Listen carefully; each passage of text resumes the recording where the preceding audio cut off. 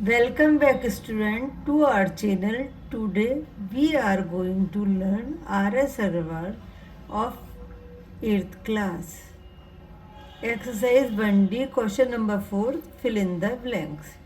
देखिए इन क्वेश्चंस के माध्यम से मैं आपको समझाऊंगी कि कम्यूटेटिव लॉ क्या होता है। देखिए हमने इसे लिया कि ये ए है, ये हमारा बी है, ये फिल इन द ब्लैंक्स हैं, इन्हें फिल करना है कि यहाँ पे क्या आएगा। तो देखिए यहाँ ये हमारा 18/35 क्या है, इसको हमने क्या माना बी, बीच में क्या लग रहा है इजिकल टू का मतलब क्या हुआ, जो यहाँ है वो यहाँ होना चाहिए, इसलिए यहाँ पर 23/17 आएगा। ये कम्युलेटिव लॉ में क्या होता है,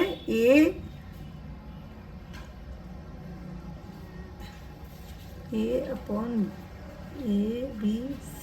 इसे सी माने, इसे माने डी, A/C इंटू B/D बराबर होता है B/D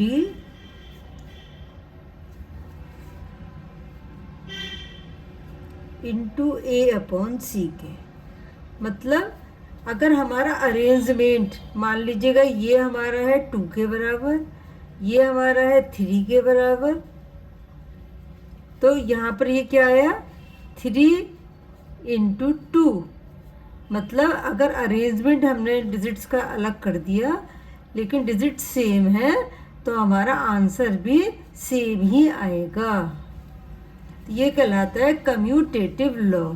ये कम्यूटेटिव लॉ है, इसलिए यहाँ पर हमारा आ जाएगा 23 - 23/17 इंटू 18/35 इक्वल है 18/35 into fill in the blank की जगह पे हमारा A/C आ जाएगा 23/17।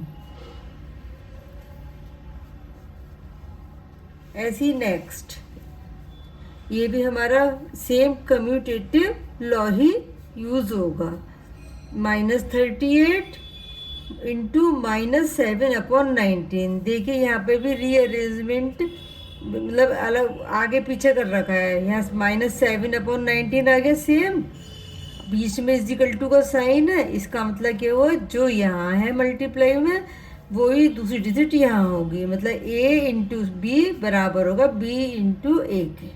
तो यहाँ पर हमारा क्या आ जाएगा -38, तो -38 इंटू 7/19 इज इक्वल टू -7/19। ये अब केवल 7/19 माइनस का पहले दे दिया, तो ये इजिकल टू है क्योंकि, तो मतलब ये इक्वल होगा, और इससे पता चल रहा है कि ये कम्यूटेटिव लॉ है, इंटू -38।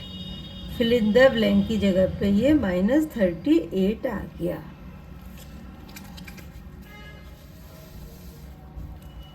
अब नेक्स्ट ये इसमें 3 डिजिट्स हैं, इसमें क्या है 2 डिजिट्स को तो उसने ब्रैकेट में ले लिया, तीसरी को उसने बाहर रखा है, लेकिन बीच में इजिकल टू का साइन है, मतलब दोनों साइड इक्वल भी होंगी। तो इसमें क्या करे थे, ग्रुपिंग करी है, लेकिन ग्रुपिंग में क्या किया है, एक बार तो ग्रुपिंग में उसने A/B और B/C ले लिया, दूसरी वाले में उसने जो है A/B/C और इसका नाम रख लेते हैं पहले, जैसे ये हुआ हमारा A, ये हमारा हुआ B, ये हुआ C, ये हुआ D, E, F। तो इसने E/F रख लिया, तो ब्रैकेट में कि अगली इधर ब्रैकेट में तो रखा A/B पहले, और ब्रैकेट के साथ -C/D, लेकिन जब इजिकल टू के इधर रखा है तो उसने यहाँ पर पहले रखा C/D ब्रैकेट में और फिर रखा E/F।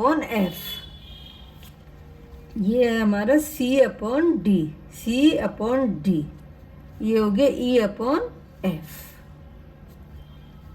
तो इसने क्या करा है, ब्रैकेट में ग्रुपिंग चेंज कर दी है। तो क्या है, पहले हम मल्टीप्लाई चाहे 3 डिजिट हो चाहे 4 डिजिट हो, मल्टीप्लाई हो रही है। दूसरी तरफ जो है पहले उसने ए ले लिया, फिर बी ले लिया या डी ले लिया, तो लेकिन डिजिट सेम है तो मल्टीप्लाई सेम ही आती है। लेकिन क्योंकि ब्रैकेट में करा है इसलिए उसे कहते हैं एसोसिएटिव लॉ। मतलब ए अपॉन बी इंटू सी अपॉन डी, फिर उसने ये ब्रैकेट लगा दिया, इन दो की पहले मल्टीप्लाई करी, इंटू ई अपॉन एफ, ये था हमारा। अब उसने अगली बार क्या करा, ये यहाँ पर आया हमारा, यहाँ पे तो हम कुछ अभी अरेंज करेंगे, इस लेंगे C upon D into E upon F, ये ले लिया इसने। तो यहाँ पर क्या रह गया, आ गया ए अपॉन बी। उसने ए अपॉन बी बाहर ले लिया, अब ब्रैकेट में C upon D into E upon F ले लिया, इन दो को ले लिया इजिकल टू के बाद। तो क्या गया, इसने करा एसोसिएटिव, मतलब ग्रुपिंग करना, इकट्ठा करके। पहले हमने इन दोनों की मल्टीप्लाई करी, उसकी जो आंसर आया उसमें इसकी। इस बार करा उसने इन दोनों की मल्टीप्लाई करी, फिर इसकी। जैसे मान लो ये है हमारा 2, ये है हमारा 3 और ये है हमारा 4। तो उसने क्या करा यहाँ पर, इधर तो इसे 2 को तो पहले ही ले लिया, इनटू ब्रैकेट के अंदर क्या लिया 3 इंटू 4। जब हम मल्टीप्लाई करें 2 3 इधर 6 इंटू 4, और यहाँ पर क्या आया 2 इंटू 3 4 12। अब वापस मल्टीप्लाई करेंगे क्या आया 6 4 24। देखो यहाँ भी 24 ही आया। मतलब पहले कोई सी भी दो डिजिट्स की मल्टीप्लाई करो, उसमें तीसरे की कर दो मल्टीप्लाई, तो वो कहलाता है एसोसिएटिव लॉ, लेकिन वो इक्वल आता है आंसर। तो इसलिए यहाँ पर हमारा क्या आएगा, ए upon B 15 upon 7।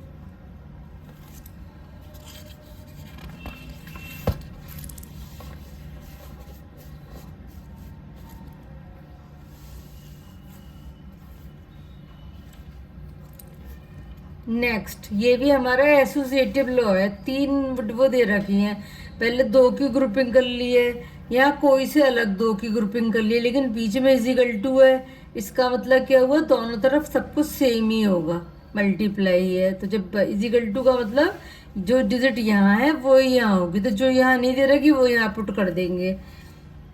-12 upon 5 into bracket में 4 अपॉन 15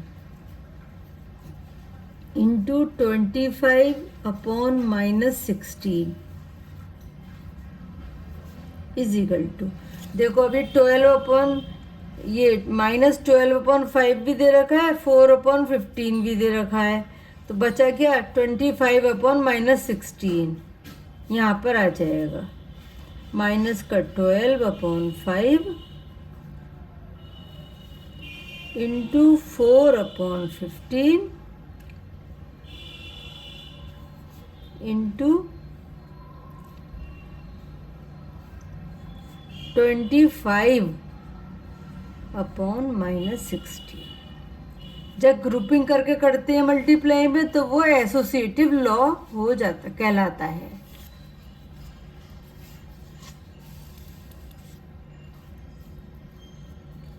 अब नेक्स्ट क्वेश्चन आएगा हमारा मल्टीप्लिकेटिव इन्वर्स। ये क्या होता है, मल्टीप्लिकेटिव इन्वर्स क्या होता है?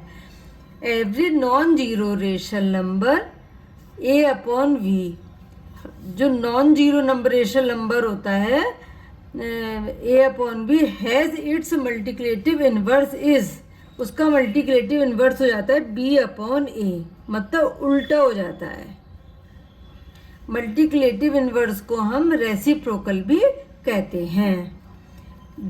क्लियर हुआ आप लोग को? Zero has no multiplicative inverse, zero का कोई मल्टीप्लिकेटिव इनवर्स नहीं होता है।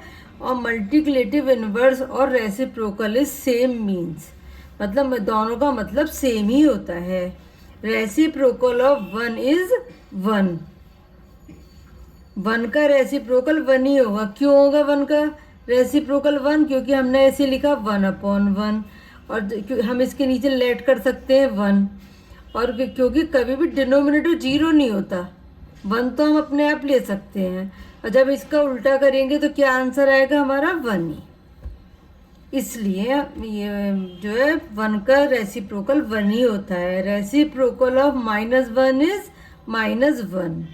क्यों? क्योंकि माइनस वन अपॉन वन।